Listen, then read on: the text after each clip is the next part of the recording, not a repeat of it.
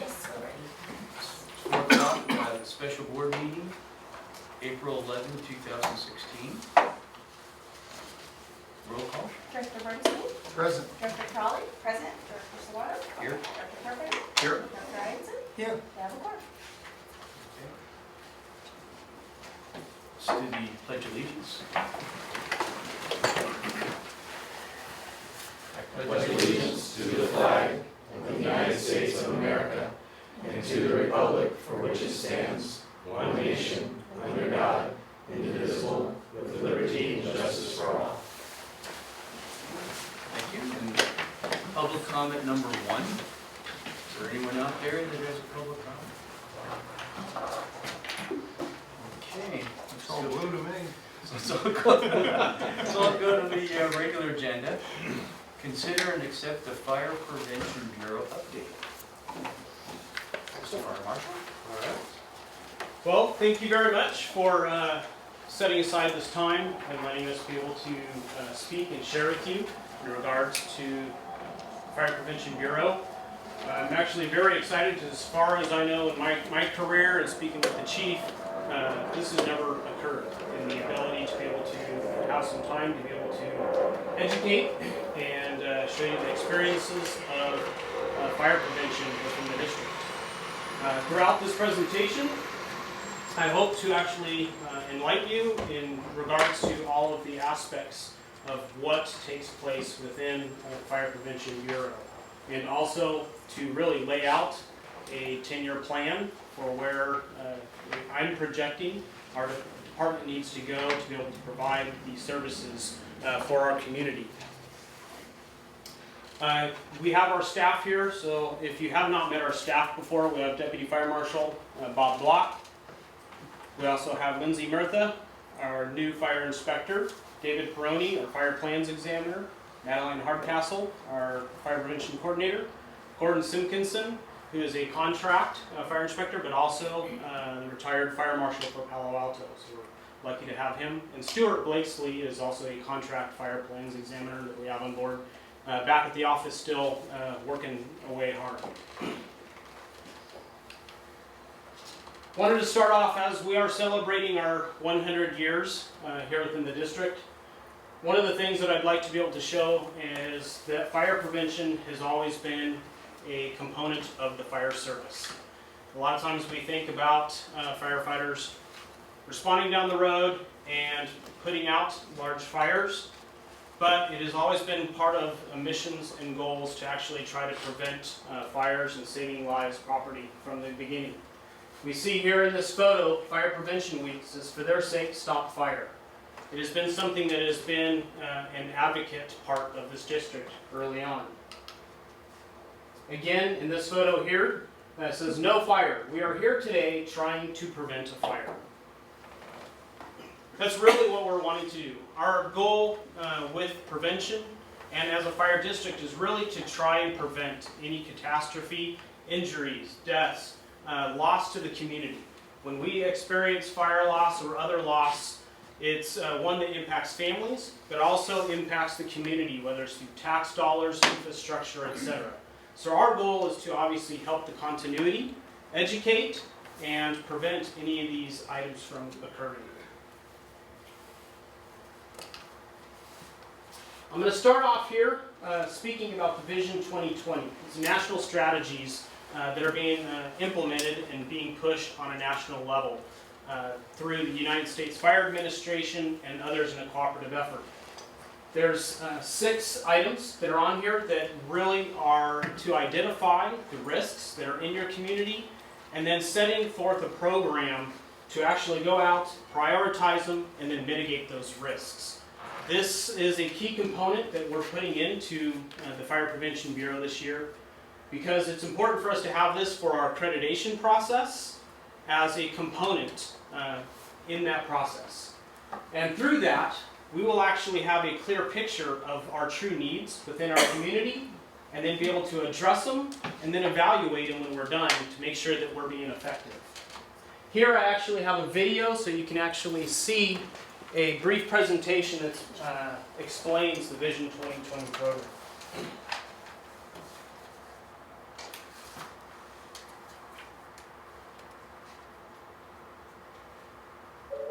Losses like these are difficult to look at.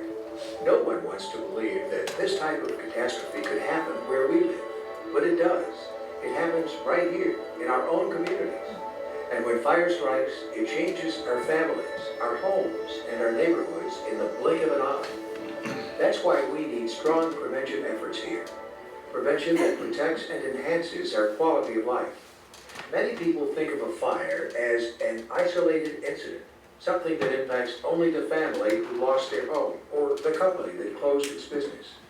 But fire actually has a long reach. Even when no one is injured, fire can take a terrible toll, and we're all affected by it. Think for a second about the consequences of just one incident. Let's say a fire sweeps through a product manufacturer's plant, causing the company to close its doors. Hundreds of employees lose wages and benefits when the company isn't operating. There is no tax revenue during the shutdown. The company won't be purchasing other local products, goods, and services, and neither will lay off employees. Social service agencies will be impacted. This happens somewhere in our country every day. It reminds us that what we don't know about fire can hurt us. Not just our community, but also our quality of life. That's why investing in fire prevention is so important. Prevention saves lives, jobs, money, property, and communities. When residents, business leaders, and elected officials join forces, progressive fire prevention gets underway, like in Madison, Alabama, where a new mapping system helps the fire service protect people and properties by identifying structures by risk. The system not only streamlined and improved our inspection program, it also tells us where to put resources for education and enforcement activities. And how about the vigorous home safety survey program in Blaine, Spring Lake Park, and Mounds View, Minnesota? From 2003 to 2010, we've tracked more than 100 life saves that are a direct result of our fire prevention programs. Tualatin Valley Fire and Rescue and Wilsonville's Urban Renewal Agency negotiated a nationally recognized program that requires sprinklers in every dwelling unit in Villebois. This partnership was a win-win for both organizations, but more importantly, the individuals and families who live and play in this community. Their lives and homes are significantly safer thanks to residential sprinklers. In 2010, Villebois, near Portland, Oregon, was named Community of the Year by the National Association of Home Builders.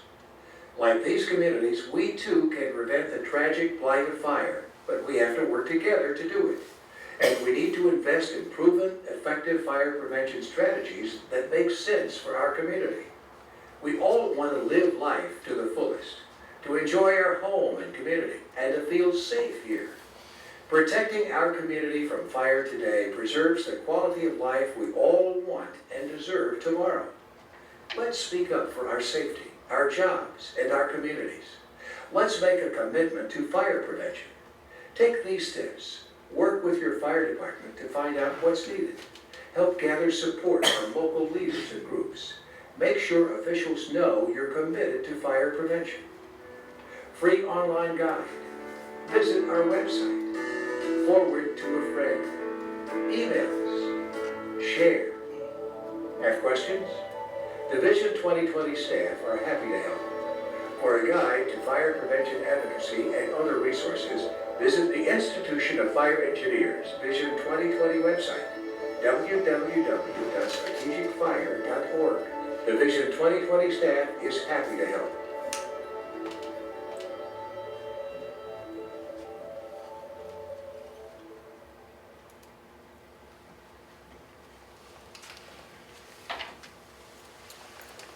So with that in mind, and looking into the Vision 2020, and looking at where we want to go as a bureau, I've actually spoke to the chief, and one of the items that we're actually promoting today is actually a name change to the bureau.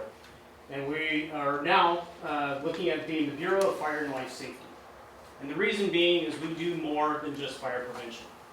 In this day and age, when we are dealing with catastrophic events, we're dealing with terrorism, and dealing with school shootings, etc., we are heavily involved with the community in how we respond to those activities? How do we keep schools safe in lockdown procedures but still have the ability to escape when needed?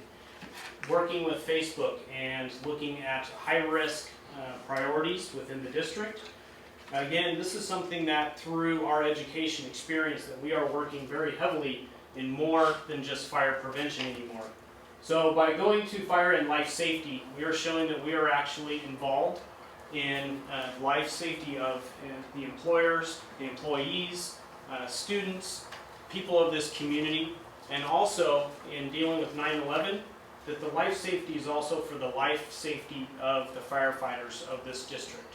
We are integral part of the buildings and the systems that are in place that the firefighters actually use to be able to perform their life-saving and property-saving functions.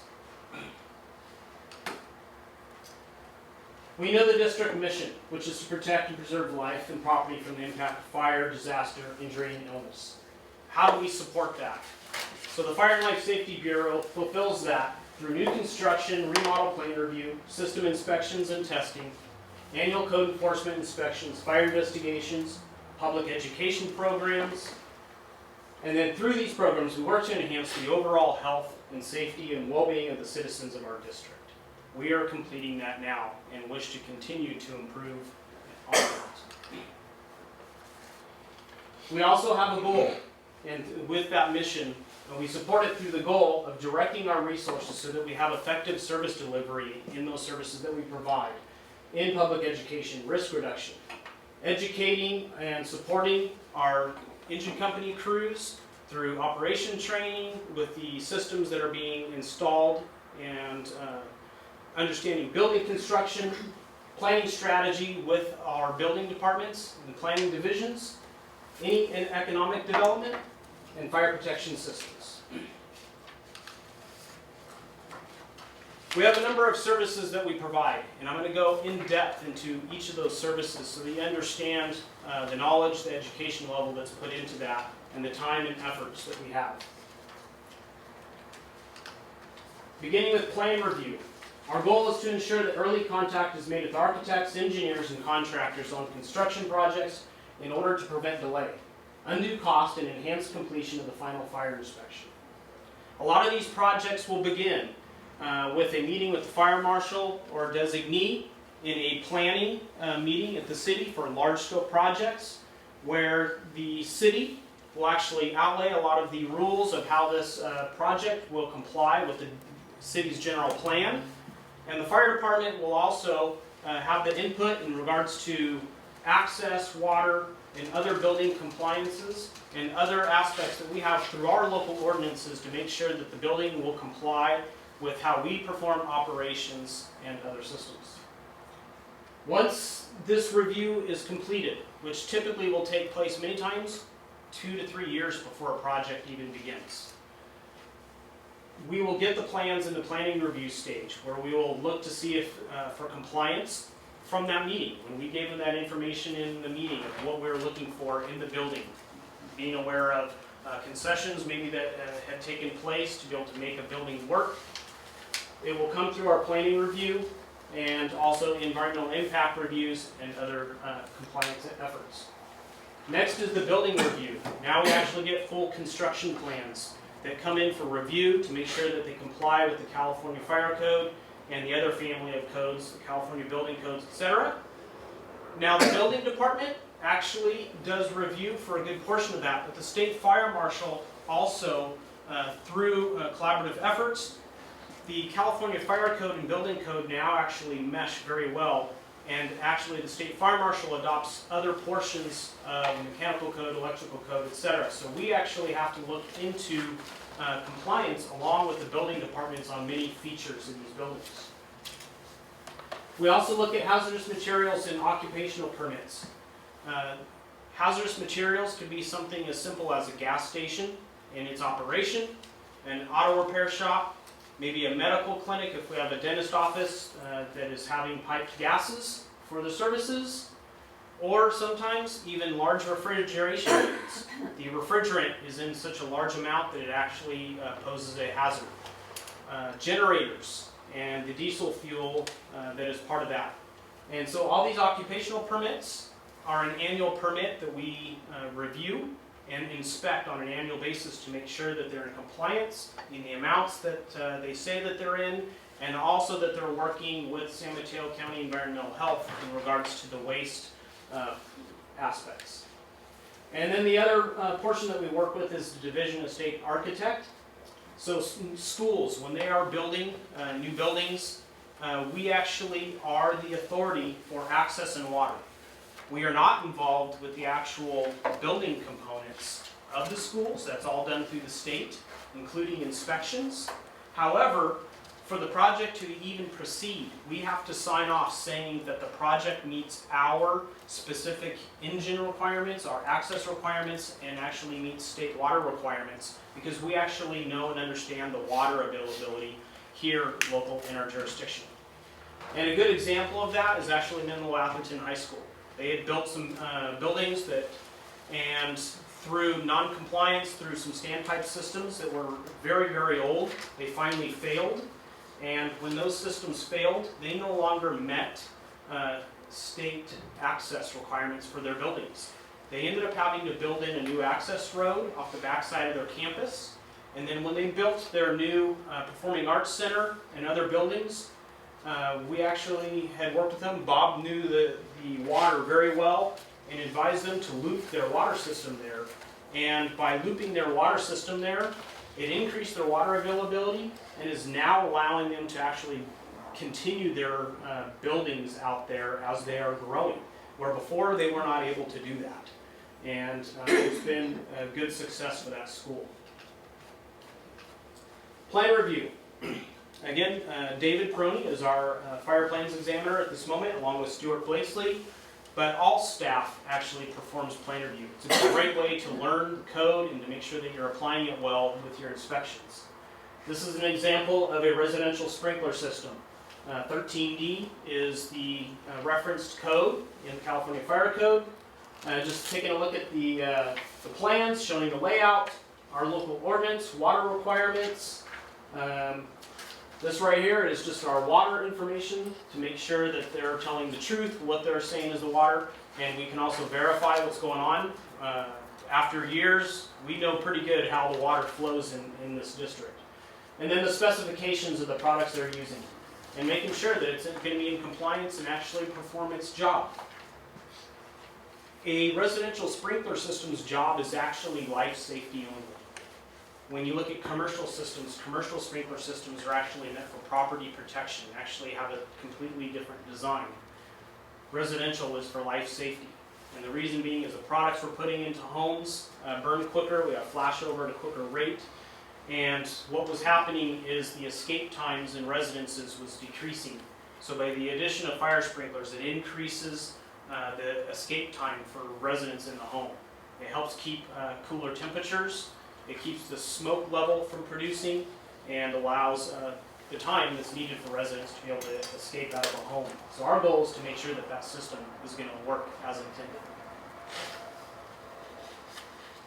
This is an example of early on in a site that we want to make sure that we have access to these buildings for medical or fire or other emergencies, that we have the adequate fire hydrants spaced and placed where they need to be.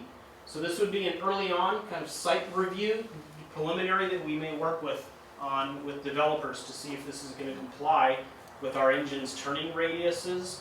If it's got building heights that require ladder truck access, that we can ensure that we actually have ladder truck access. This right here is an example of a home in Atherton. They have this property here. The town of Atherton actually has rights on a lot of the properties for the roads.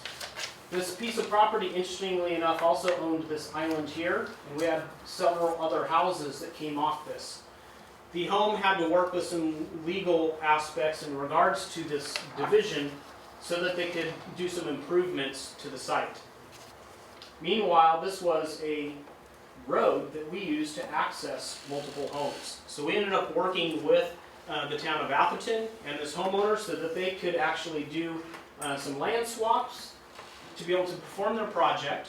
but then permanently we recorded and actually provided road improvements that actually ensured that we could drive all of our engines with the turning radius and still provide adequate fire services to all of these properties.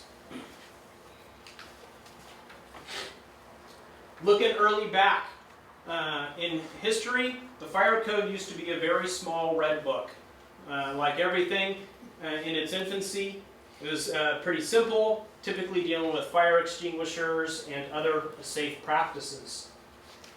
Now, we are dealing with a family of codes, as we call it. Right here, we have Title 19, which is the state's driver for the basics of state properties, inspections, fire extinguishers, and other aspects that drive what we do. Here is the family of codes that we are currently enforcing: California Residential Code, mechanical, electrical, etc. We have our fire flow books that we keep all of our current water flow information so that we can make sure that we're providing current water flow. And then this right here is the entire National Fire Protection Association's reference books. The California Fire Code makes references to many of these NFPA guides for actually how you do the installation of fire alarms, fire sprinklers, generators, and other practices. When you're looking at tire storage, other aspects, you'll refer to these nationally recognized guidelines or standards for that practice, and actually how you maintain them after they're installed. So what used to be real simple now can be very complex, can be referred to in many different ways depending on the application. And that's one of the things that actually is taking place, is the education, the learning curve on this can take many years to actually learn how to interpret, how to apply the right code and apply the right reference standard for the product that's being used. This is a view of our office. This is our outgoing plans and our resubmittals at any given time. And this is the plans that are awaiting review. So right now we are hanging around a 3 to 4 week turnaround time for submittals, which for most of the peninsula, I'm going to say that's actually a very good turnaround time. Our goal is actually to try to keep things in a 1 to 2 week time frame, but our submittal numbers are very high. We know that construction is very rampant right now. There are a lot of departments that are several months, many months behind on their plan review time.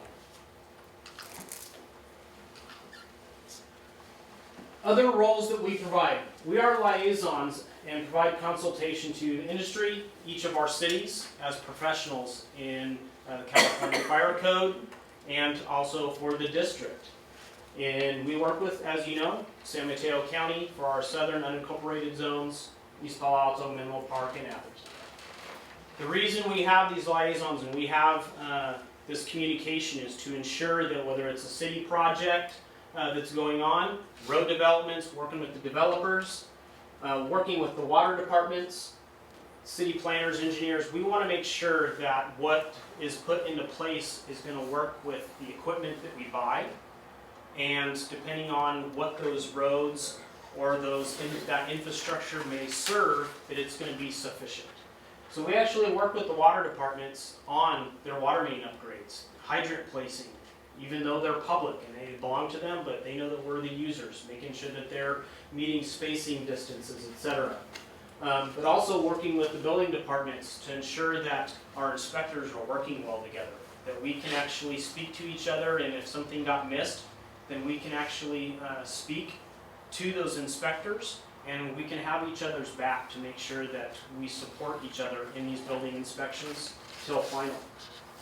And we work with council members, the chambers of commerce, and many community service clubs to make sure that education components are put out, that people are aware of what we are trying to do to actually improve infrastructure and ordinances that may impact business within the community. When we don't have that communication, this is what happens. This is an area that these traffic calming devices were put in without our approval that I'm aware of. They slow traffic down, but not for cars. And unfortunately, the only traffic it slows down is large equipment, such as ourselves. This is here showing that we only have 6 inches of navigation between the islands for the engines, and there's actually a couple of tighter ones. But one of the nice things that's happening, and this just happened with Menlo Park, where they're putting in some new speed humps, and they actually put the cut-throughs for us, so now we can drive through a speed hump without having to slow down. It still works for its intent, which is the city wants traffic to slow down on Woodland. But for us, Woodland is a route that we need to travel frequently, and now by having cut-throughs, it will allow our response times to be where we need them to be, which, as you know, is very important. New construction inspections. This is the majority of the work that we do as inspectors, and that goes along with our plan review. So we enforce the basic development and building construction requirements of our adopted fire code, which is really done on a 3-year basis, depending on how the state of California works with their process, but the intent is about every 3 years. And we're in the end of that cycle. The end of this year, California will be adopting a new California fire code and the building codes. We will be working on our local ordinance, of which we're beginning communications with each of the entities that we serve to look into aspects that we believe we need to have more stringent, such as residential sprinkler requirements that are more stringent than California law. You're very well aware of that with Menlo Park in this past year in getting that enacted, and now we're going to all 4 of our entities this year. But again, when we do this, there's public and private aspects that we work with. When we're dealing with the public aspects, we work with the water purveyors for placement of hydrants and their infrastructure. But on a private side, when we deal with like Facebook campuses or other large campuses, then the water supplies actually become our responsibility. So we actually have to look into the NFPA standards and guidelines for underground infrastructures, water supplies, understand the hydraulics and stuff that go on, and the placement of these hydrants. So it's important that we are involved early on, understand our operations that take place, and then follow through. Our inspectors will look at this here, which is the piping that takes the water from the street to the hydrant. This is a kicker. It's actually a calculated amount of concrete against native earth that is used to actually keep the pipe in the ground. Using physics, when you have water traveling in a direction and you need to change direction, that force still wants to go in a linear direction. So when you change directions, that pipe's going to break if it's not held, and will actually lift up out of the ground. So based upon the soil types, an engineer will actually say, based on this soil type, whether it's rock or if it's sand, they're going to act differently.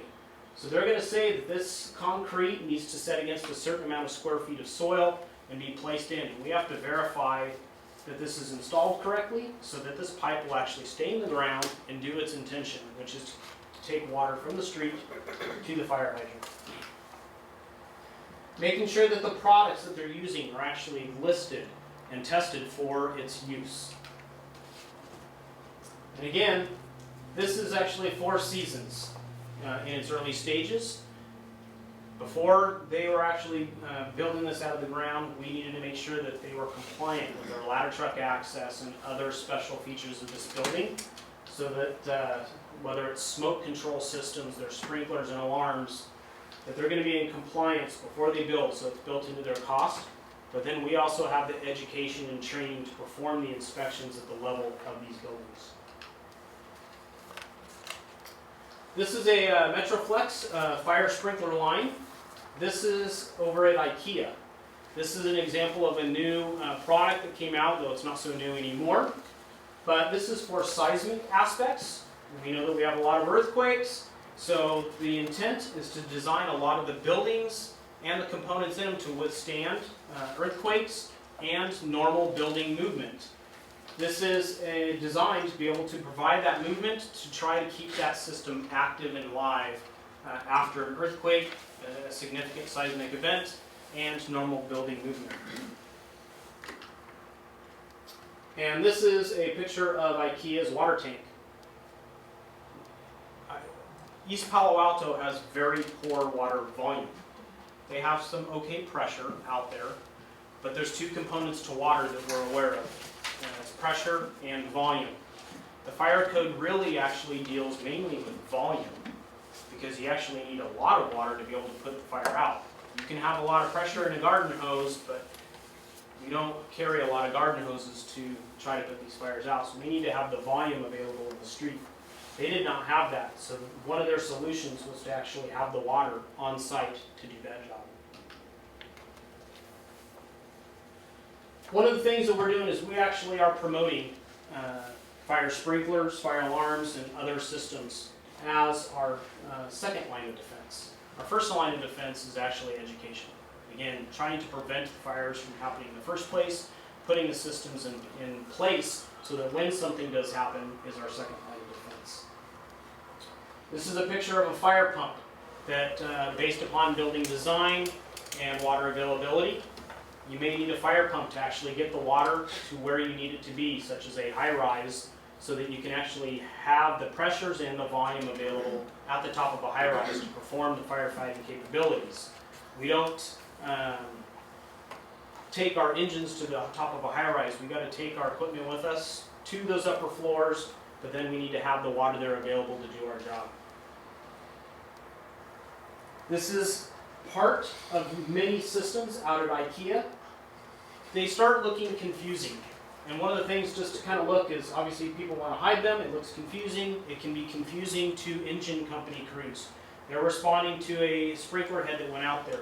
That is the job of prevention personnel, to actually help educate the engine companies to make sense of these systems so that it doesn't look so confusing, that we understand the systems and help educate the building owners on how to use them and to make sure that it's going to function properly.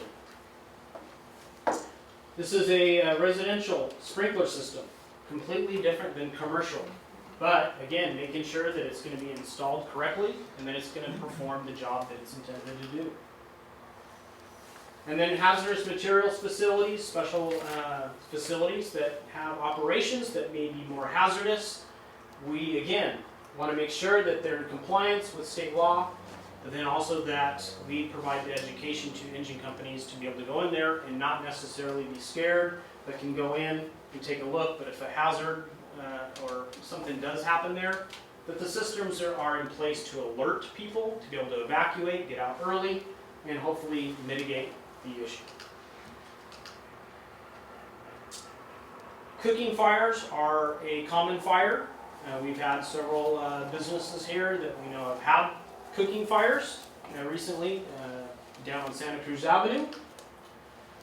This right here is a test that we perform where we actually have balloons on the end of the nozzles and they actually blow pressurized air through them. So we're looking to make sure that there's no obstructions in the piping, that it's actually, typically we'll look at the size of the balloon because there's different amount of product that would come out in the event when that activates for real. But that's a water line, right? It's this, no, this is not a water line. This is for a special product, cooking product. They'll have, it's known as an Ansel system, is most common, but it's actually a wet chemical agent that dumps onto grease fires. So grease fires have changed due to the oils. They're a lot hotter fires, and so the products that used to be in play no longer were putting those fires out. So now we have new systems that are putting out these kitchen fires. John? Board members, let's hold our questions till the end and let him finish his presentation, and then we'll go around and we'll have questions. I think it'll be more productive. Do we have a sense as to timeline? I think we're looking at, what, another 20 minutes maybe? About that, I know you mentioned an hour and a half total, that's what we got set, but I'm in the middle. An hour and a half total for the meeting or for the No, presentation? it includes your questions. Okay. Go ahead, John. Sprinkler lines, before they ever get put up in the air in buildings, We want to ensure that they're designed properly and that they actually deliver the right pipe on site. That also gets us onto site to get familiar with the projects. This is a water flush. Actually, I have a video to show you real quickly. A handful of years ago, at the beginning of my career, 7-Eleven building had caught fire. Our crews went and hooked up to the hydrants, started pumping water, and then it wasn't very long afterwards, and all of a sudden the hoses went flat. They ended up opening up. They took the hoses off, looked at the intakes, and it was full of rocks.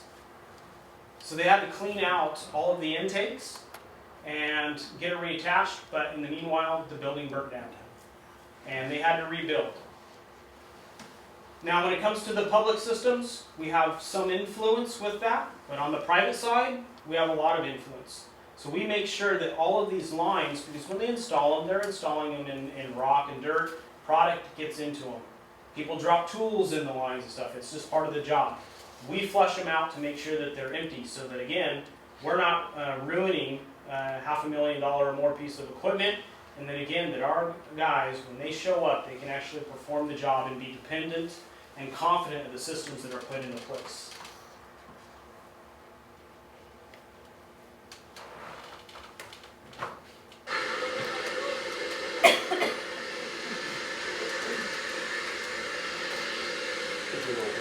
This is an example of a flush where we actually have to meet speed requirements for the amount of water based upon the pipe size. We need to make sure that the water reaches a certain speed to be able to carry any debris that may be in the pipe out.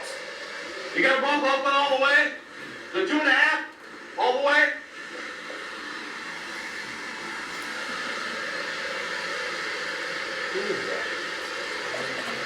This is at the new Facebook building. It's an old Tyco 300, also now known as MPK 23.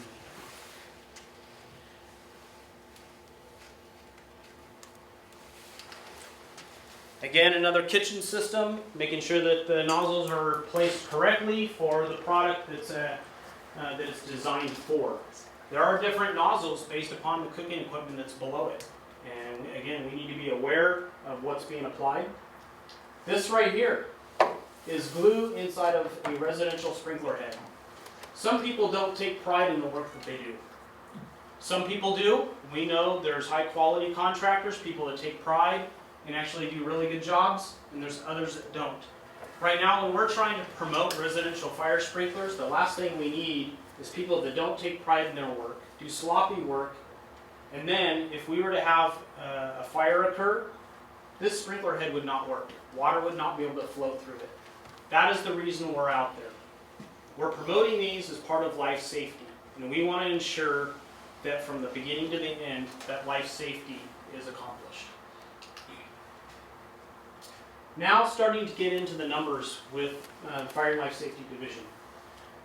This is the number of inspections that we have performed since 2007 to current. We took some old numbers. In 1955, we had 666 inspections that were recorded. We don't know if that was purely on a prevention side or if that was also what was done from engine companies.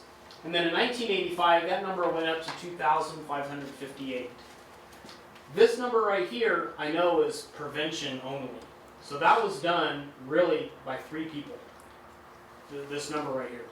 The interesting thing that I want you to be aware of when looking at these numbers is that this is relatively flat. And the reason that I believe that it's flat is because I believe that our staff has been working at maximum efficiency since that time. In early 2000, when I was here, we actually had 4 inspectors. One of the inspectors actually was put on a temporary assignment for 2 years to begin our CERT program. We never got that person back, and we've been working off of 3 inspectors since. But I believe that this line is flat when because there's only so much one person can do. And when we see the next slides, you'll see what I mean. And there's Lindsay doing an inspection. Right here, since 2003 to current, plan submittals and cost recovery. Our red line is the revenue or cost recovery that we incorporate, bringing in for the services we provide. The blue line is the number of permits that we reviewed and submitted. The green squares are all of the times when fee schedule changes occur. We are in the process right now, along with this code cycle process, to implement a new fee schedule change. When I first started in early 2000, the board philosophy at the time was really to charge very little for any services. They believed that the money that was coming in would cover most cost aspects, and they didn't want to charge much for services.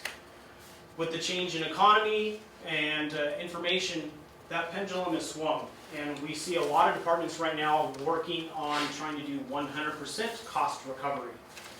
And that's where we went, which is why we see, one, some of this spike or increase in the cost recovery for the services we provide. The one thing that we definitely see is that we have a continual increase in the number of submittals and in that cost recovery that goes along with it. The thing that I believe that's important with this is showing that even when we had a dip in the economy, which we know was in 2008, 2009, we did have a dip, but it was very small in comparison. And that's due to several reasons. One is we know about the economic factor and engine that we have in this community, that we have driving this area. And then the other aspect, which is due to the increase in the fire code, the systems that we are involved in, we are actually continually being more involved with more and more projects with the building departments, with occupancy permits, etc. And since we are being involved with more and more projects, an example of that is solar. 10, 20 years ago, we didn't think about solar. We weren't involved in it. Now, solar is almost a daily plan signal that we're receiving. And we're getting more and more of this stuff that's being thought of, and we have to have the manpower to perform those services. Hazardous materials, we work along with San Mateo County Environmental Health to make sure that the use and handling is proper, and then also working on education of our engine company crews to understand these systems that are in place. Gordon Simpkinson is our resident hazmat specialist right now in doing plan reviews and our inspections for the annual inspections of our hazmat currently. When you're looking from the outside, a building just looks like any other office building, but inside, we may not know what they are performing, what they are storing inside. But it's important for us to do the best we can to provide identification and education for our crews, but also for the occupants inside, that their storage is in the right areas, that the amounts are meeting code requirements, that we're not creating hazards by storing incompatible products together, and then anything that we can, that labeling is provided where needed to actually help us make good decisions when we're responding to these calls. Occupancy permits. Now, an occupancy permit for us is an annual permit that we issue to businesses such as auto repair garages, fueling stations, and anybody that has generators or contains hazardous materials that are in amounts that exceed California Fire Code thresholds. So every year we charge a fee. We perform an inspection every year prior to the year that we actually issue them an occupancy permit.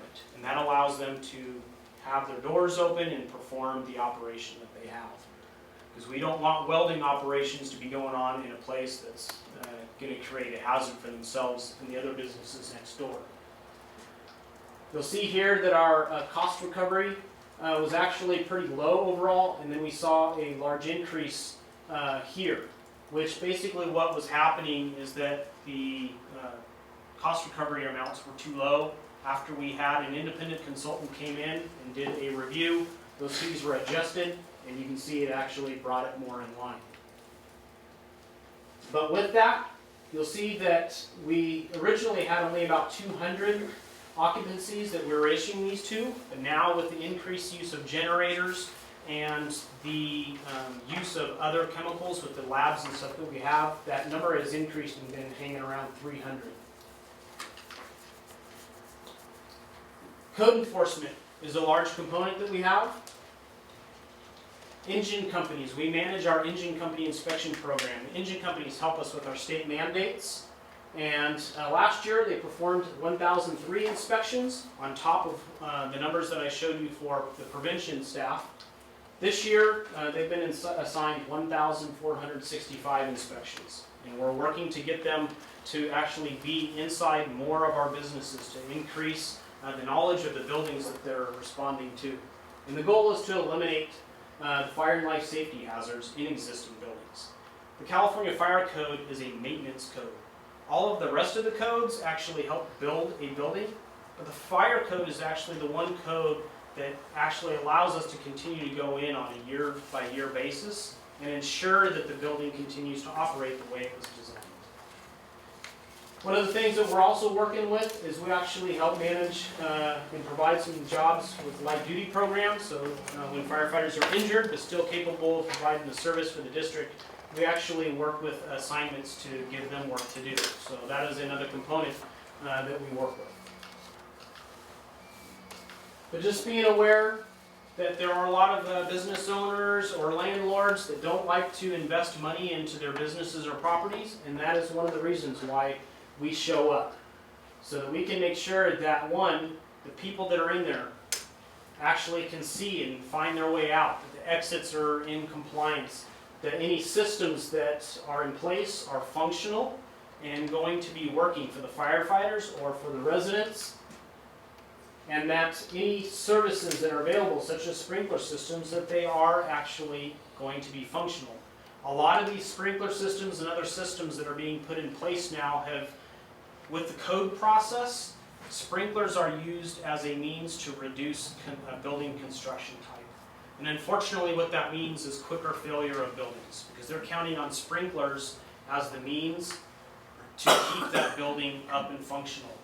But if the sprinkler system is not operational, that means quicker building failure. But also for us, it's a matter of us educating the firefighters to the buildings that they are responding to, especially residences where we're using what's called lightweight construction. Full nails are no longer being used. It's just nail plates that have very small bite into the wood. The wood is young growth lumber versus old growth lumber. The fuel consumption degradation rate is a lot quicker than the older homes. And being aware of the aspects means quicker failure of these buildings. So it's important for us to ensure for the safety of the firefighters responding that we have these systems operational and working to their full potential. We are required by state law to perform certain inspections within our district. We perform inspections at all schools, preschools, all the way through high school, daycares, any care facilities and jails that are licensed, hotels, motels, anything that has multiple occupancies and residences, so apartments, and then residential care facilities for elderly and large family daycares. Again, these are done on an annual basis, mandated by the state. Community risk reduction. We have a number of programs and stuff that we're involved in. Weed abatement is an item that we take seriously, especially after the recent fire that we just had. It's important that we stay on top of this to take care of blighted properties or properties not being taken care of, to help reduce that risk of using our equipment and maybe harming businesses or other properties. You'll see here that the 2006, 7, 8 time frame here, we were a little over 100 properties. But then right after the downturn in the economy, guess what people do? They don't want to spend money anymore. So we had a large spike in the number of properties for our weed abatement program, over 200. But then it's been on a steady decline until last year, where it did bump up again. We also work with large events in schools, such as Connoisseurs Marketplace, Sunset Celebration, the Circus Club Horse Show. We work with these events because they draw large numbers of people. They draw on our resources for medical aspects, and we have to ensure that the temporary facilities they put in place aren't overtaxed, and that these assemblies actually can meet egress requirements. The cooking that takes place is done safely. We also develop community partnerships through a lot of the events that take place. We're well aware Kiwanis Club has helped us in the past with smoke alarm installations. The Red Cross now is into smoke alarms, and they also assist us when residences don't have a place to go. They don't have insurance. We can call on them, and we can assist with housing after fires. The CERT team helps us with community outreach programs, again, with a lot of the smoke alarm installs and education components in the community. And we know through the Pancake Breakfast, all of these different entities have all been part of and shown interest in the fire district, in the education component and serving the community. Training. We also provide suppression support and effective tools for fire suppression. Our district is right now on the edge of starting to change our landscape. We, right now, only have 2 high-rises. Facebook, with its building, made the largest building that we have in our district now open under one roof, housing many employees. And we're getting ready to have somewhere between 8 to 13 high-rises or multiple-story buildings that are going to be coming into our district. That's going to change our training components for our engine companies, the systems that are coming into play. So it's our goal and our duty to actually educate our fire personnel on code updates for their inspections, understanding, again, construction, the new buildings, to be able to share and pass on history that we have when it comes to water supplies and different buildings, how they've changed. And then understanding new components that they're not familiar with, such as fire command centers, which they will need to be very familiar with because it's required in high-rise buildings. Why do we do this? One is for the future of this community. Children, young children, and elderly are our highest at risk in the community. And we want to ensure that any buildings, etc., and homes will ensure their livelihood. But then also after 9/11, knowing that these building systems are in place, that they're functional, because it's also our job to ensure that our firefighters have the tools necessary to do their job, and that the firefighters can come home after doing their job. And lastly here is fire investigation. We work with all of the local and national law authorities, depending on the fires, to determine a cause and origin, and work at prosecution if necessary, depending on the fire. Otherwise, it's to help determine any trends that may be prevalent in our community and address and educate. In 1955, there were 67 investigations performed. In 1985, 155. And then here you can see that our fire prevention has actually performed between 35 and up to 75 based on, depending on the year, inspections in a year. Fire investigations, it's actually the duty of the engine company captain for simple cause and origin based on the fire. So if it's just a pot on the stove that somebody left inadvertently, caused some smoke damage or a little bit of cabinet damage, they can make that call. But once they determine that, hey, this is definitely an intentional set, there was injury or death, high dollar loss, or definitely something that's going to be out of the ordinary, they call the fire investigators. Our fire inspectors are trained as fire investigators also to be able to go into these scenes, to be able to identify burn patterns, find, and as best as possible get a cause and an origin of the fire, to be able to write up the report, and to assist the local and national authorities with that investigation and the follow through prosecution if necessary. You'll also notice here that the number kind of went up during the downturn in the economy.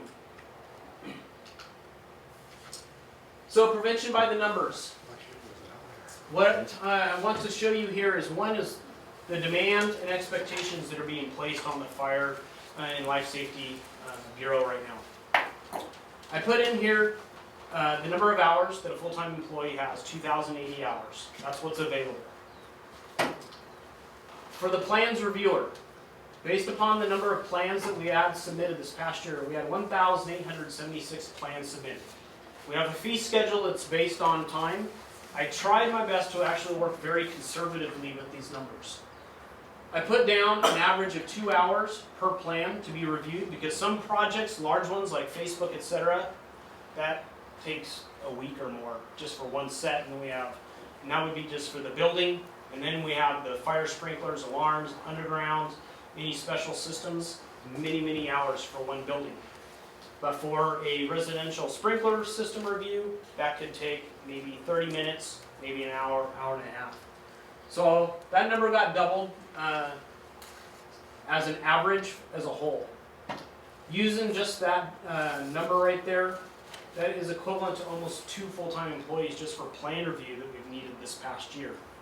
We actually have had David and then Stuart on contract has been working approximately that time to be able to complete the work for us this year. Inspections that have been paid for. Every plan submittal gets typically one what we call rough-in and one final inspection. So it's 2 inspections, taking that time and putting it in. And then additional inspections are sometimes needed for the projects more than what's given through the fee schedule. I was conservative in saying 30% require additional inspections. I believe the number is actually higher based upon the scope of work that's occurring in our district right now. Then I took in the number of hours for code enforcement. It is beyond that. Hazardous materials, public education, fire investigations, training. Our staff has to go and get training every year to be updated on the latest fire investigation and fire inspection principles. Time off, desk time, dealing with phone calls, scheduling, report writing, weed abatement, and then any meetings that we're involved in with the cities. Totaling that all up came up to 17,800 hours, which is equivalent to 8.5 full-time employees.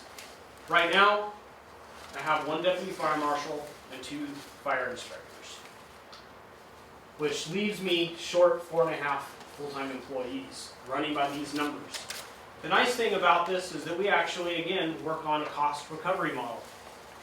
So through the plan submittals, hazardous materials, and weed abatement that we actually get cost recovery, we actually brought in $1.2 million this last year to pay for those services. One of the things that I'd like to look at is actually our funding model. And I'm actually proposing a 70-30 model. And the reason being, 70% I believe of our job is actually what we could say we could charge to somebody that's requesting our services. Plan review and inspections or construction or occupancies, annual permits. These, I believe, should cover 70% of our time. 30%, I believe, is something that is expected from the public. That through the tax dollars that we receive, the public has an expectation of the services we provide. We not only provide an engine that provides medical services and fire services, but they have an expectation that we provide public education. When a school wants to visit or wants us to visit them, that we would answer. That code enforcement, when a neighbor wants to call and complain about illegal burning in their backyard, or a business that's operating illegally, illegal garage conversions, illegal additions onto businesses. Fire investigations, when a fire occurs, we need to show up and actually determine the cause and origin. Training, we actually train, again, our engine companies on the latest code information, how to perform inspections, working with fire investigations, performing state-mandated inspections, and then just providing general information. I believe about 30% of our time is actually performing a public service that the public expects, and which is why I'm proposing a 70-30 cost recovery model. Our goals this year is to actually, number 1, to obtain the staffing that I need to meet the demand that's being placed on the Fire and Life Safety Bureau. Showing with the video that you first saw at the beginning of May, we are actually installing a new tracking system that will make us more efficient with our permit issuance and actually tracking our staff hours and the demands that are being placed so that I can actually provide better numbers. And it actually will also tie us into San Mateo County with their permit system and will greatly enhance and bring us into the 21st century. Working with local code adoption and our local amendments in our ordinance this year. I want to streamline minor permits. I believe that there's a lot of permits that we could actually provide an over-the-counter service, or even they do a submission and they could print out their own permit card based on the type and scope of work, which would actually help us make us more efficient in our department, and also by providing some counter hours with each of our entities. If we could actually have a staff that maybe dedicated 2 hours a week at Atherton, Menlo Park, or East Palo Alto, we could provide better service for each of those residences. Working on training development with all of the new buildings that we have coming into our district. Updating our guidelines and standards this year to go along with our ordinance and the code adoption.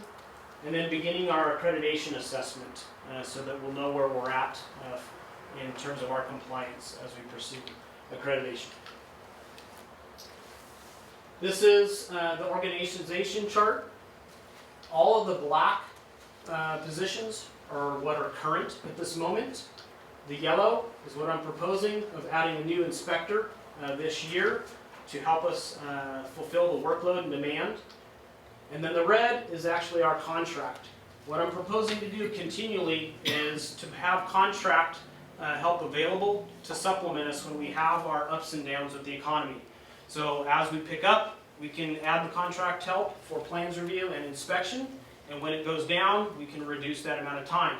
But we still need to have a base of the services that we provide here. And I believe that we are at a point where we need to have an additional inspector and really gain that inspector back that we had back in the early 2000s for the workload that we have. So that would be 7 full-time employees, 3 contract in essence, making a total of 10 staff. By 2018, what I'm looking at here is, again, having that inspector here. Public education currently is under Chief Stevens. We believe that it belongs under the Fire and Life Safety Bureau, so that's why this is in black, because it's already an existing position. It would just be relocated back under the Fire and Life Safety Bureau. I would be looking at adding a risk reduction officer. A risk reduction officer is under a new state model. This would be a non-safety position and would be one that could actually accommodate weed abatement, minor inspections, but really handling a lot of the code enforcement, follow-up inspections for people that are non-compliant, and doing a lot of the menial work to take off workload from these inspectors that need to concentrate on in-depth and high-tech type inspections. And again, continue to have contract work to supplement us as needed. An administrative specialist is a position to look into that would perform multiple supportive roles for the district. And then looking out into 2026, looking the possibility that we would be well over the need for 2 full-time plan checkers, possibility of another fire inspector, and the possibility of another risk reduction officer. Looking at our future build-out, the state mandates, and the frequencies of occupancy inspections, I believe that we would be able to meet this demand, but obviously we'll have to set trigger points that we would bring forth. So with that, I actually end the presentation. I know that was long, but I wanted to make sure that you are well informed of the services we provide. The staff is here to be able to answer any questions that you may have, and I'd like to open it to you. So thank you. Great. John, I just want to thank you and your staff for an excellent presentation, under an hour. Very good. I'd like to direct questions, and I'd like to start with you, Rex. On yours, do you have any questions for John and his staff? We talk about plans, review, and checking out the EIRs for future construction. Mm-hmm. Is that going pretty well as far as integrating with the cities? I mean, does East Palo Alto, Menlo, Atherton, do they put you on a checklist so that happens automatically, or? As far as I know, that is a requirement. The EIRs currently, when they come in, I know go directly to the chief to make sure that we have consistent response to those EIRs. When we are in meetings with the cities, we are definitely involved with all of the what they call a development review committee or a development review team. So large projects that are coming in, especially with Menlo Park, that's always occurred. East Palo Alto, it's changed with their staff, and then obviously they had a long period of no growth where it really wasn't necessary. San Mateo County, I just got in the door with them literally just this last year, and have been starting to participate and get to know their staff for their involvement. Town of Atherton, it's single-family homes, so rarely, though we are actually meeting with them tomorrow because Menlo School is actually looking at doing some growth, and so we will actually be meeting with them to go over their projects.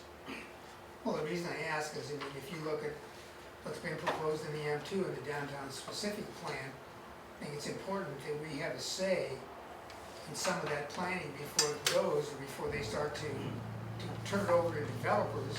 They understand what the rules are, what our needs are, before they start the architectural Yeah, that's where plans. I actually have to play an interesting balancing act with that, because my job obviously is to enforce California Fire Code and our local ordinances and stuff. When it comes to additional requests, my role there is not to be a negotiator, and in that aspect for the district. So I actually will speak with the chief in regards to balancing that, about needs for the district that are beyond my requirement of enforcement of our minimums. So we do balance that appropriately, because I have to make sure that my job and my authority in there really isn't going above and utilizing that as an influence factor on their job. It's political too, so, we try and keep John out of the politics. And it all, so when it comes to me, it goes immediately to the attorney, Tim Kremen, and it goes to John. And then, I ask John, what are the code requirements? He'll give that back to me, and then from there, Tim and I will discuss what other broader issues are there that could be, again, political in nature to some extent. But certainly consistent. The reason we brought Tim in years ago was to have a consistent message amongst all the jurisdictions on these EIRs, on everything else that they're, the general plans, circulation plans, everything. Thanks. Anything else? Peter? Yeah, in the interest of time, I have 4 policy questions and 3 factual questions, and rather than have responses, what I'd like you to do is just make note of them, and then perhaps you could respond by memo to the entire board at your convenience. Yep. The policy questions is, what should our policy be on retrofitting residential sprinklers? I note from the presentation that you have at least one community that appeared to have done that on a community-wide basis, and I'm curious to know whether we feel that that is something that is a high payoff item. Is that commercial and residential, or specific? Residential. Okay.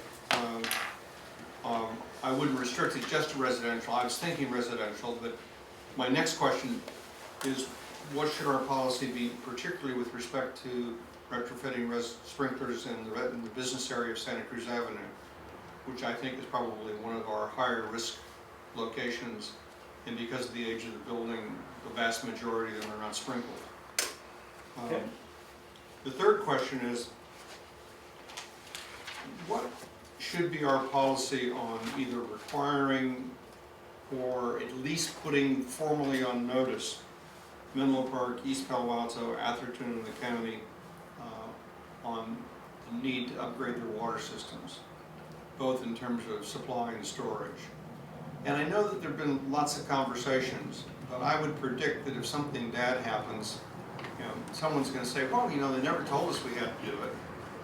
And so I would just like to see whether or not we have the legal authority to tell the cities what they have to do, or do we have the moral responsibility to tell them what we think they should do?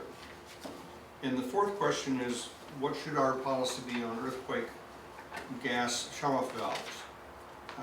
They seem to be somewhat controversial. I have them installed at my home, along with a residential sprinkler system that we retrofitted. I happen to think that they're great.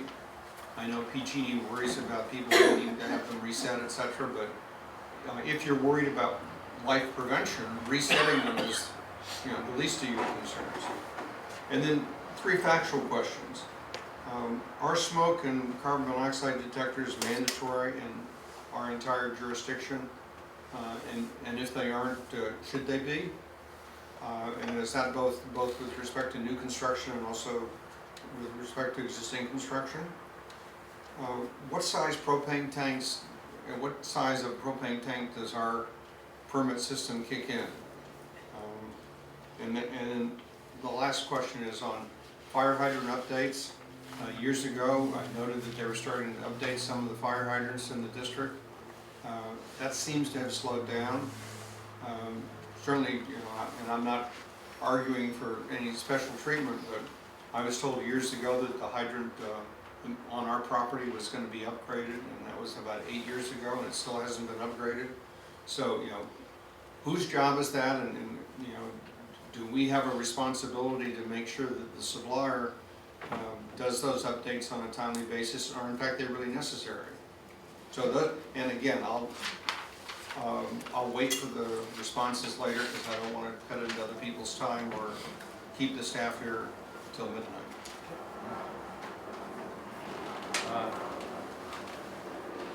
Same way with me, John. I just asking some factual questions, and you can respond to the whole board through the chief, which will be fine. One is the access by emergency equipment for fire engines. Do we have any, I know we have some areas in Sharon Heights, but is that still an issue for us to respond, because some of those fire engines can't get to certain residences and stuff? You can just respond to that, if it's still a problem. Second is are we required to retain these plans, or do we give them back for all the, you know, for the permits and everything? Do we have to retain plans here? Yeah, we're required. Okay, and for how long do we retain them, and do we have storage issues? Hazmat facilities, how many hazmat facilities do we have? And are there any hazmat facilities that are problem areas for us as a fire district? Kind of open-ended question. And lastly is the staffing issues for the projection. I'd like Chief, I'd like your recommendation relative to his presentation, if you feel we should be going in that direction or not. Sure. Okay, thank you. Virginia? Yeah, John, thanks for the presentation. It was really great and very informative. My questions are mainly about the personnel addition. And it sounds like over the 10-year period, if I'm understanding your categorization correctly, you would want 3 safety employees and 3 non-safety employees, is that correct? I'm just looking at 2016, it looks like it would be 1. 2018 would be, I'm assuming 2 non-safety, the risk reduction officer and the administrative specialist? So over 10 years. That would be it- 2, it would yeah, only so be- over 10 years. It'd only be 2 safety, the fire inspectors, so we have 1 that I'm wanting to add immediately. And then possibly, in 10 years, if it triggers it, in addition of another. Fire plans checkers are non-safety. Okay, I part of wasn't sure. ASME. Okay, And again, these risk reduction officers, these 2, again, would be non-safety, most likely ASME. so 2 non-safety, I'm sorry, 2 safety and 4 non-safety, is that correct? 1, 2, 3, 4, correct. Okay, so, I know that you're gonna do the costing models for that, so I'm looking forward to that, just to make sure that we understand the cost differentiation between the safety and the non-safety. But the immediate safety would be for 2016 for the fire inspector, correct? Yes. Okay, thanks. Chuck? I have about 7 or 8 questions also. I'm going to try to do what Peter and Rob did in terms of maybe some answers could come later.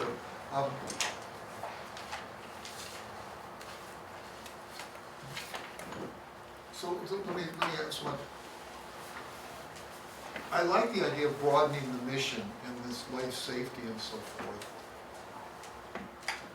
What I'm wondering is, if we look at the mission of the district, or at least the workload, a huge amount of the workload relates to medical calls. And you don't need to answer now necessarily, but my question is any of what you're dealing with related to medical type calls? And it seems most of it is related to fire type of things. Don't know how you could stop heart attacks or strokes or things like that, but I'm just wondering if that's part of your thinking or whatever.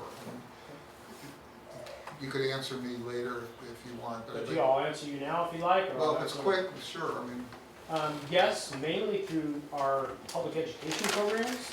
So we do speak to like AARP, etc. Speaking to those groups, we will work with whether it's local hospitals, Red Cross, etc., to actually assist with whether it's stroke or heart attack. But also a lot of these features that we put into buildings are, again, medically related, is to prevent injury. So we're making sure that the building components, when we do code enforcement inspections, is to prevent the trips and falls, to prevent those accidents from occurring that cause the medical calls. That when we're going and dealing with substandard housing that may be going on, again, it's to help prevent the medical calls that are occurring from overcrowding or from misuse of hazardous materials that may leak and cause people to get sick. In regards to health aspects, it's definitely on a minimal aspect because of what we have influence on, but the codes are getting more involved into that. But any way that we can reduce injuries, we're going to try our best to get education messages out. the other thing I was going to ask, and somebody else kind of related to it, again, you could answer it quickly here or later. I'm curious about your authority from the standpoint of issuing a citation or some sort of violation thing, rather than just advising people. Do you have authority to actually shut a building? Can you do it instantly? I mean, does that ever occur? Yes, we have authority under the California Fire Code. We do not really have a fine system. That's one of the things I'm actually looking to add to the ordinance there is an administrative citation program so that we can actually, in essence, give a citation and get a fee. But we do have fees that we can charge for false alarms or other aspects. But we do have the ability to actually red tag buildings and shut businesses down due to immediate life safety aspects or threats. I wanted to ask you about the degree of authority you have with like these speed humps. I happen to live up just opposite the street of the new speed hump on Woodland, and it's an interesting design. But I had two questions about it. One is it forces the fire engine now to go in the middle of the road. Isn't that a hazard for the engine? That's an aspect that we've discussed in regards to driving on the opposite side of the road, etc. But the intent for that is that if those cutouts are on each speed hump, then now regular cars, etc. can use them. And even though it is a little bit wider, but the intent is for the speed hump to do its job on the lane, for us to intermittently, when we're expecting with lights and sirens, for vehicles to pull over and give us the right of way, then we should be able to pull in safely for that little bit of time to be able to get through quickly. Are these things that are these being tested, or is there an approved model, or We have design guidelines. from where?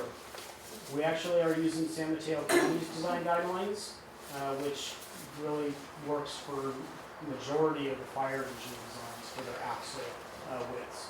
But this is something that's like flexible, and depending on it could change in the future if you found better, more Well, efficient our job designs. is to make sure it works with our equipment. So in our district, so we want to make sure it works with our equipment. But there's more than just speed humps. So other designs that they want to have for traffic calming. That's why we work with the cities. Speed humps is the last really effort we want.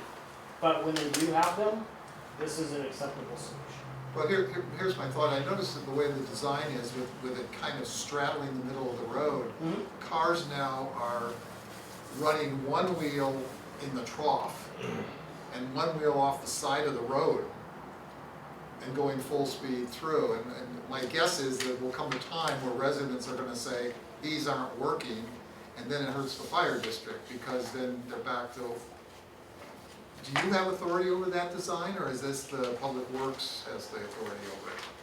We do have authority now that we have a ratified ordinance in the city of Menlo Park. The other jurisdictions, since they adopted our ordinance, which actually has that, we do have the authority, because that's something that we've identified in the fire code with our local ordinance. So you would have to approve any change that was being made to the design of those? Yes.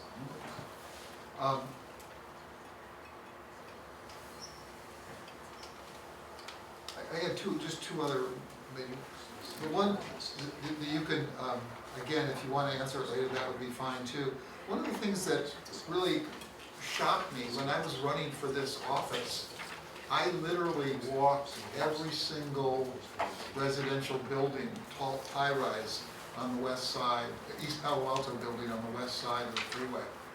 And I was shocked at the condition of things, fire doors that were ripped off their hinges or broken, not shutting anymore, jammed open. Sometimes, old refrigerators chained to places with impacted. What about the follow-up? I understand we build a building, everything's perfect, but what about when they drop the storage unit right in the middle of the egress or the exit? What about, these things that happen after the fact? How do you deal with that kind of stuff? Well, one is having the sufficient manpower and the time to be able to do the follow-up, and the second is being aware of it. So if we're not aware, obviously it's hard to address it. But then when we do find out, that's the whole reason why we have engine company inspections, they perform multiple inspections. We will go out and address it if they won't comply after 2 visits from the engine companies, or when we get complaints, then we will address them. But also that's part of our understanding the history and past knowledge. A lot of those buildings I think you're talking about were actually built in the 70s, when a lot of the current rules were not in place. So we'd have to actually look, was that really a fire door or not? If it's not, I don't have anything to enforce. Just because it's gone, it may still be legal. And depending on what's actually their legal access, we need to look at the full picture, and we can only enforce what legally is required from the building authority. Okay, well, I just gotta leave it as a comment here.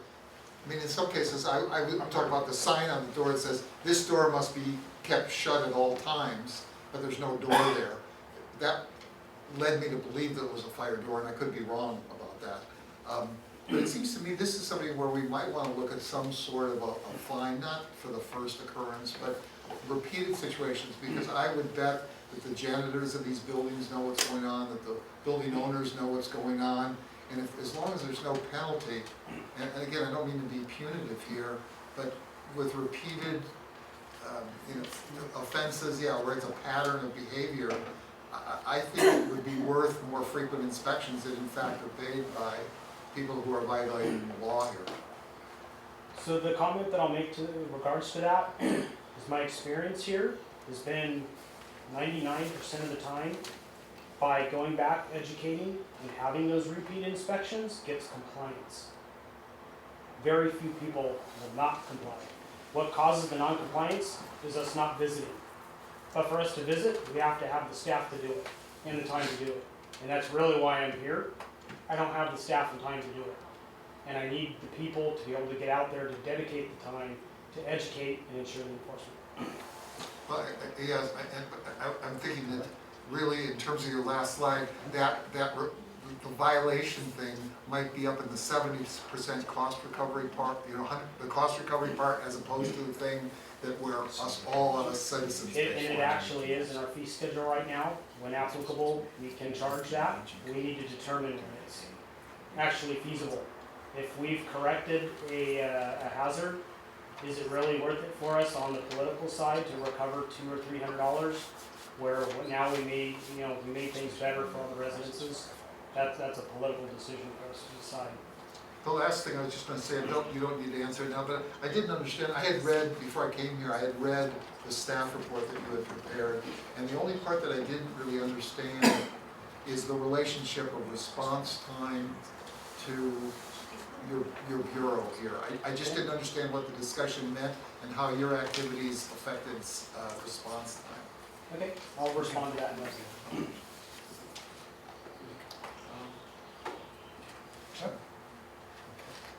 Thank you, John, by the again. way, it was excellent. Yeah.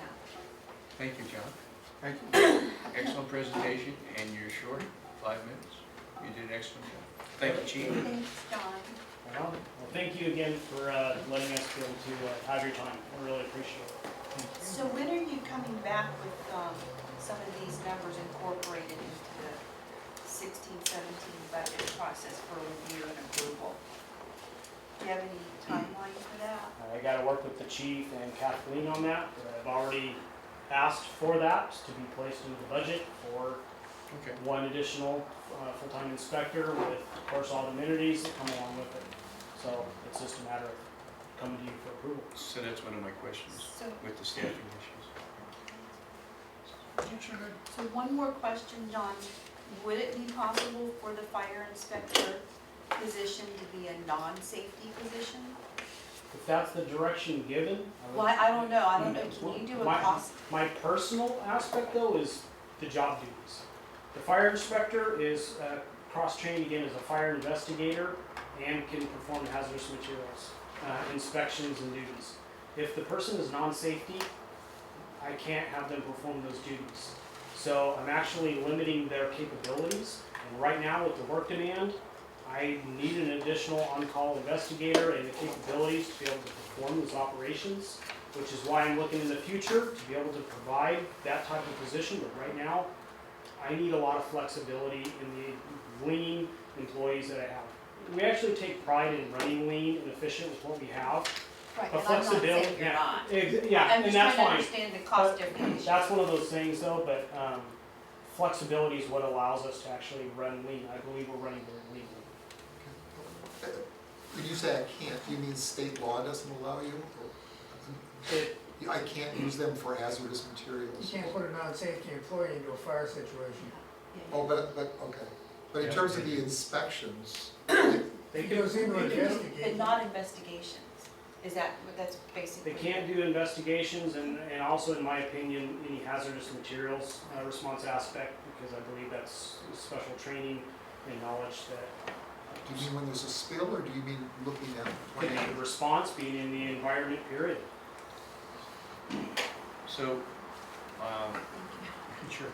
for our budget, when you do your budget request for your extra inspector, the chief will provide us with the necessary documentation that we need. We'll give you options in there. Great. But, you know, to John's point too, don't forget that even with contractors, the cyclical nature, that's a body to do the work. But, you know, last year he was the only one doing the work based upon full-time staff. Bob was out, we hadn't hired everyone, Ron had retired, so, you know, brings a level of stability that he's talking about. That's not to say there isn't different ways to do things, it's which is the most efficient long-term solution to what he's looking for. But we'll give you options. Thank you. Thanks. And then we have, thank you again, John. Public comment number 2. Is there Just any? for the record, the board just by consensus accepts his report. Yes. Just give a nod, yes. Oh, thank you. Yes. Okay. Okay, thank you. I'm Thanks, gonna go Michelle. You need to put that in Yes. my little cheat sheet You're fine, there. you're fine. Oh, well, that's what I said, to accept. Yeah, fine, it's okay. I need another bullet, help me. I'm just kidding. Should give you a bullet. Just